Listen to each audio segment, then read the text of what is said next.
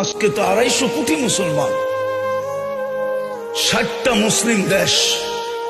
যে সময় 313 জন ছিল ওই সময় তো এই দুরবস্থা ছিল না। আজকে 250 কোটির যে দুরবস্থা, মুসলমানের কোন দেশ ছিল না তখনও তো এই দুরবস্থা ছিল না।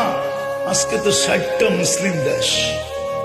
ওই সময় তো এই দুরবস্থা ছিল না, যখন পেটে ভাত ছিল না, শরীরে কাপড় ছিল না, পায়ে জুতা ছিল না, মাথা গুচার টাই ছিল না, তখনও তো এই দুরবস্থা ছিল না। আজকে তো মুসলমানের চেয়ে খায় না কেউ, বেশি খায় না। দুনিয়ার কেউ মুসলমানের চেয়ে বেশি আইটেম চিনেও না, খায়ও না। এই জন্যই তো আজকে দুরবস্থা।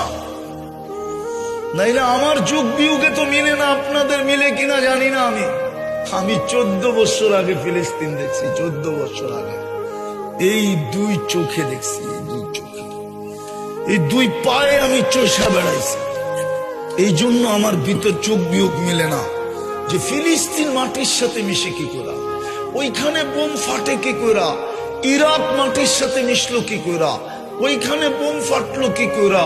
ফিলিস্তিনে তো ইব্রাহিম খলিল ঘুমাইতেছে ওয়াদিয়ে খালিলে, আরেকদিকে যদি তাকাই তো মুসা আলাইহিস সালাম ঘুমাইতেছে কাসিবে আহমারে। মধ্যখানে তো দেখি 70 জন নবীর কবর চিহ্নিত।